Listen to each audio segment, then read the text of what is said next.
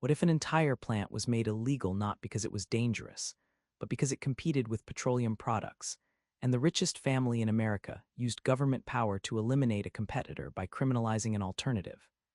1937, the United States Congress passes the Marihuana Tax Act, effectively outlawing cannabis cultivation including industrial hemp. Before this law, hemp was a major American crop, used for rope, textiles, paper, and oil. George Washington grew hemp. Thomas Jefferson grew hemp. The Declaration of Independence was drafted on hemp paper. Henry Ford built a car in 1941 with body panels made from hemp fiber and ran it on hemp ethanol, demonstrating that vehicles could be constructed from and powered by plants instead of petroleum and steel. Then, suddenly in 1937, it's all illegal. The official reason given was that marijuana caused insanity, violence, and moral degradation, claims promoted by Harry Anslinger, head of the Federal Bureau of Narcotics, using openly racist propaganda about Black and Mexican people. But here's what happened in the years right before Prohibition. DuPont patented nylon in 1935, a synthetic fiber that competed directly with hemp textiles. DuPont patented new processes for making plastics and paper from petroleum in 1937, competing with hemp plastics and paper. Standard Oil, controlled by the Rockefeller family, was developing petrochemical products and petroleum-based fuels that competed with hemp oil and hemp ethanol. And William Randolph Hearst owned enormous timber holdings for paper production that competed with hemp paper. Within 2 years of these patents and investments, hemp became illegal. This is the story of how corporate monopoly interests used government to eliminate competition by criminalizing a plant. Why marijuana prohibition was designed to protect petroleum and chemical industry profits, not public health. How racism was weaponized to sell prohibition that served corporate extraction. And why understanding this history reveals how corporate power shapes law to eliminate threats to profit margins. The pattern is clear. When a product threatens established monopolies, make it illegal and dress up corporate profit protection as public safety. Let's start with what hemp actually was and why it threatened multiple corporate monopolies simultaneously. Hemp cannabis sativa grows easily in most climates, requires minimal water, needs no pesticides, enriches soil rather than depleting it through nitrogen fixation, and produces more biomass per acre than almost any other crop. From this single plant you can produce textiles and rope from the fiber that are stronger and more durable than cotton, lasting decades versus years, and resistant to rot in saltwater, which is why navies used hemp rope and sails for centuries. Paper from the pulp that requires less chemical processing than wood pulp and produces more paper per acre than trees. 1 acre of hemp produces as much paper as 4 acres of trees, and hemp can be harvested annually, while trees take 20 to 50 years to mature. Plastics from the cellulose that are biodegradable unlike petroleum plastics, and hemp plastic is actually stronger than many petroleum-based plastics. Fuel and oil from the seeds that can power engines and provide industrial lubricants. Hemp ethanol burns cleaner than petroleum gasoline, and hemp oil can be used in diesel engines without modification. Construction materials from the woody core, called hemp herds, that are stronger and lighter than many conventional materials, naturally pest-resistant, and have better insulation properties than fiberglass. Before 1937, American farmers grew approximately 50,000 acres of hemp annually, though this was actually a decline from earlier periods when hemp was more widely cultivated. The plant had been cultivated for thousands of years globally. Chinese paper from hemp dates to 200 BC. European ships used hemp rope and sails for centuries because it resisted saltwater rot better than other fibers. And American farmers grew it as rotation crop because it improved soil quality by adding nitrogen and breaking up compacted earth. Then in 1937, it became illegal to grow, and within a decade, American hemp cultivation went to essentially zero, despite the government briefly encouraging hemp production during World War II for rope and textiles, when Manila hemp imports from Philippines were cut off by Japanese occupation.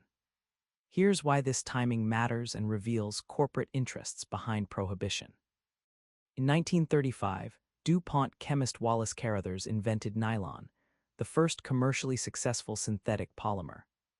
DuPont patented nylon and began production in 1939, marketing it as revolutionary material for stockings, parachutes, rope, and countless applications. But nylon directly competed with hemp fiber, which had been used for similar purposes for centuries. DuPont also held patents for producing plastics, paints, and varnishes from petroleum and coal, processes that competed with hemp-based alternatives. Hemp plastic had been demonstrated as viable. Henry Ford's 1941 hemp car had body panels made from hemp and other plant fibers that were 10 times stronger than steel according to impact tests Ford conducted, yet weighed 30% less, creating a vehicle that was safer and more fuel-efficient than steel-bodied cars. If hemp became the primary source for fiber, plastics, and industrial materials, DuPont's billions invested in petrochemical patents would be worthless, and their expected profit streams from nylon and petroleum-based products would evaporate. Similarly, Andrew Mellon, Treasury Secretary from 1921 to 1932, and one of the wealthiest men in America, with net worth estimated at $300 to $400 million in 1937, equivalent to roughly $7 billion today, was major investor in DuPont and Gulf Oil, both threatened by hemp. Mellon's nephew by marriage was Harry Anslinger, who Mellon appointed to head the Federal Bureau of Narcotics in 1930. When Anslinger began his crusade to criminalize marijuana in the early 1930s, he had the backing of the Treasury Department, DuPont, and petroleum interests who all benefited from eliminating hemp as competitor. This wasn't coincidence. It was coordinated strategy to protect petrochemical monopolies by criminalizing the plant-based alternative. William Randolph Hearst's role connects this to another massive industry threatened by hemp: paper. Hearst owned the largest newspaper empire in America, with 28 newspapers by the 1930s, reaching millions of readers daily and making him one of the most powerful media figures in history. He also owned enormous timber holdings, approximately 800,000 acres of forest land purchased specifically for wood pulp paper production in California and Mexico. Hearst's entire business model depended on cheap wood pulp for newsprint. But hemp paper was cheaper per ton to produce, required less chemical processing. No chlorine bleaching needed, unlike wood pulp, which requires heavy chemical treatment to break down lignin, and produced more usable paper per acre than trees. Popular Mechanics magazine ran an article in February 1938, right after marijuana was criminalized, calling hemp the new billion-dollar crop, and describing mechanical hemp decordicators that made hemp fiber processing economically viable at scale, reducing labor costs by 90%. If hemp paper became standard, Hearst's timber investments would collapse in value, and his paper costs would be determined by farmers growing hemp instead of Hearst controlling his own timber supply and competing hemp paper suppliers. Hearst used his newspaper empire to promote marijuana prohibition through sensationalist articles about killer weed, causing violence and insanity, running hundreds of stories in the 1930s demonizing cannabis. This wasn't journalism. It was propaganda campaign to protect his timber investments by eliminating hemp competition through criminalization. The racist propaganda reveals how corporate interests weaponized bigotry to sell prohibition to the public and Congress. Harry Anslinger's campaign to criminalize marijuana centered on openly racist claims that would be shocking even by the standards of the Jim Crow South in the 1930s. He testified before Congress that reefer makes darkies think they're as good as white men, and claimed that jazz musicians, predominantly black, used marijuana, and that this led to interracial relationships which violated social norms of segregation. He spread stories about Mexican immigrants using marijuana and becoming violent criminals, claiming that marijuana made Mexicans violent and prone to crime. The term marijuana itself was chosen strategically. Hemp was the common American term that farmers and the public knew, but marijuana was the Mexican-Spanish term, and using it associated the plant with Mexican immigrants during a period of intense anti-Mexican sentiment in the Depression when unemployment was high and immigrants were scapegoated. Anslinger used newspapers, primarily Hearst publications, to spread stories about marijuana-crazed Negroes raping white women and committing murders. He claimed that marijuana led to insanity and violence, that it destroyed morality, and that it threatened white society. None of this was supported by evidence. The American Medical Association opposed prohibition, testifying that cannabis had legitimate medical uses and the claims of violence were unfounded. Dr. William Woodward, representing the AMA, testified before Congress in 1937, stating that the Bureau of Narcotics Traffic in marijuana was minuscule, that claims of widespread use were exaggerated, and that criminalization would harm medical research and legitimate uses. But the racist propaganda worked because it activated white fear during Jim Crow era, and Congress passed the Marihuana Tax Act 1937 with minimal debate and no scientific evidence of danger. The racism wasn't incidental to the corporate strategy, it was the essential mechanism. Corporate interests couldn't lobby openly to ban a competitor because that would be transparent corruption, but they could fund a propaganda campaign that used racial fear to criminalize the plant, and the result was the same. Hemp eliminated as competition to petroleum, nylon, and timber interests. The Rockefeller and Standard Oil connection ties this directly to petroleum monopoly interests and reveals the largest financial beneficiary of hemp prohibition. John D. Rockefeller built Standard Oil into the most powerful monopoly in American history, controlling 90% of U.S. oil refining by 1890, before antitrust action broke it up in 1911. Although Standard Oil was broken up into 34 separate companies, the Rockefeller family maintained enormous wealth and control over petroleum interests through successor companies like Standard Oil of New Jersey, later Exxon, Standard Oil of New York, later Mobil, and investments in petrochemical development across multiple corporations. Hemp oil and hemp ethanol were direct competitors to petroleum products for multiple applications. Rudolf Diesel's original diesel engine, demonstrated at the Paris World's Fair in 1900, ran on peanut oil and hemp oil. Diesel designed it specifically to run on vegetable oils so farmers could produce their own fuel and not be dependent on petroleum monopolies controlled by Rockefeller. Henry Ford demonstrated hemp ethanol as vehicle fuel in 1941 with his hemp car, proving that vehicles could run entirely on plant-derived fuel. If hemp cultivation expanded and hemp fuel became standard, petroleum demand would drop significantly, not just for vehicle fuel, but for industrial lubricants, heating oil, and other petroleum products that hemp oil could replace. The Rockefellers had every incentive to eliminate this threat, and their connections to government, through Treasury Secretary Andrew Mellon, who was business partner in various ventures, and shared the same elite social circles, gave them the power to do it through policy rather than market competition. The 1937 prohibition protected petroleum monopoly by ensuring that vehicle fuel, industrial lubricants, and petrochemicals would come from Rockefeller-controlled oil rather than farmer-grown hemp that any agricultural region could produce domestically. This was particularly important because decentralized hemp production would have broken the petroleum distribution monopoly. Farmers could grow and process hemp locally, but petroleum required refineries, pipelines, and distribution networks all controlled by oil companies. The economic impact of prohibition reveals this was pure corporate monopoly protection at the expense of American farmers and consumers. Before prohibition, hemp was a decentralized crop. Any farmer could grow it, process it locally with relatively simple equipment, and sell fiber, paper pulp, or oil to local markets or larger buyers. This threatened centralized corporate control over multiple industries.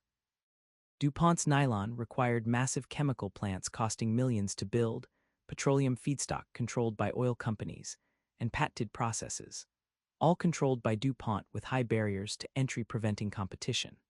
Hemp fiber required farmland and mechanical decorticators that any farmer could potentially own or access through cooperatives. Rockefeller's petroleum required oil wells, refineries costing tens of millions, and distribution networks, all controlled by oil companies. Hemp oil could be produced on farms with simple presses and refined locally with basic equipment. Hearst's wood pulp required owning vast forest land, 800,000 acres in Hearst's case, and operating large pulp mills with expensive chemical processing equipment. Hemp paper could be produced from crops grown on any farmland with mechanical processing that was far simpler than wood pulp chemical treatment. Prohibition eliminated the decentralized competitor and ensured that textiles, plastics, paper, and fuel would all come from centralized corporate sources that required massive capital investment and could be monopolized. This is why prohibition served corporate interests. It wasn't about stopping drug use or protecting public health. It was about eliminating economic competition from a plant that threatened multiple monopolistic industries simultaneously because hemp could be grown and processed locally by farmers and small businesses, breaking the corporate stranglehold on essential materials and fuels. The corporate lobbying wasn't direct and obvious because that would be transparent corruption. Instead, they funded propaganda through Hearst newspapers reaching millions, used Anslinger's Federal Bureau of Narcotics as enforcement arm with the power of federal law, activated racist fears to generate public support through inflammatory stories that played on existing prejudices, and achieved corporate protection through government prohibition that appeared to be about public safety and morality rather than profit margins. The modern legacy shows this prohibition still serves corporate interests 90 years later, and the same pattern of corporate profit protection through criminalization continues.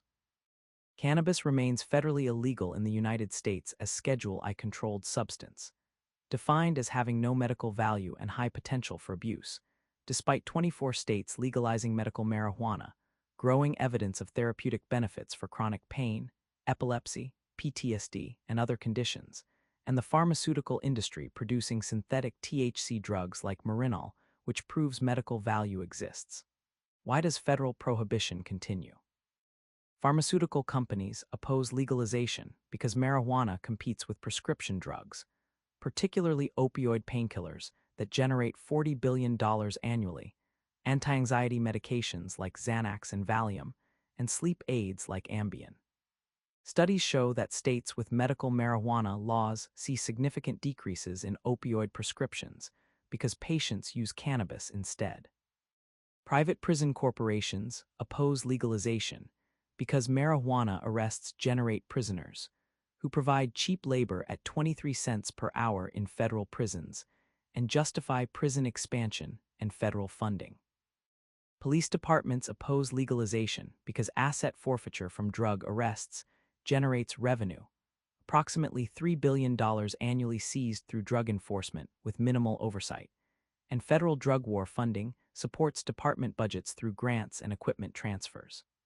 Alcohol and tobacco industries oppose legalization because cannabis competes for consumer spending on recreational substances. The same pattern from 1937 continues in 2025. Corporate interests benefit from prohibition, so prohibition continues regardless of evidence, justice, or public opinion. Over 650,000 people were arrested for marijuana possession in 2023, more than all violent crimes combined, generating massive revenue for police, courts, prisons, and drug testing companies, while creating criminal records that justify employment discrimination and maintain underclass population. The prohibition created in 1937 to protect DuPont, Rockefeller, and Hearst continues today protecting different corporate interests: pharmaceutical, prison, police, alcohol. But the mechanism is identical. Corporate profits depend on criminalization, so government maintains criminalization despite clear evidence that the prohibition causes more harm than the substance itself. This is the empire economy, where we decode systems operating in plain sight but rarely explained honestly. Standard Oil, DuPont, and Hearst used government to eliminate hemp competition by funding racist propaganda that criminalized a plant in 1937. Hemp threatened petroleum monopoly through hemp fuel and oil, chemical patents through hemp plastics and fiber, and timber investments through hemp paper. So corporate interests weaponized racism through Harry Anslinger's Federal Bureau of Narcotics and Hearst newspapers reaching millions to create prohibition that protected profit margins by eliminating competition through law rather than market competition. The plant that George Washington grew became illegal not because it was dangerous. The American Medical Association testified it had medical value and opposed criminalization, but because it competed with petrochemicals, and 90 years later prohibition continues serving corporate interests. Pharmaceutical companies protecting opioid profits, prison corporations protecting cheap convict labor, police departments protecting asset forfeiture revenue, alcohol and tobacco protecting market share, all benefit from marijuana remaining federally illegal. Cannabis prohibition was never about public health or safety. It was corporate monopoly protection disguised as drug policy, sold through racist propaganda that activated white fears during Jim Crow, and maintained for 90 years because the industries that benefit have more power than the people it destroys through 650,000 arrests annually and systematic criminalization of primarily Black and Latino communities. Every marijuana arrest since 1937 serves corporate profit margins established when Standard Oil decided competition should be criminal and used government power to make it so.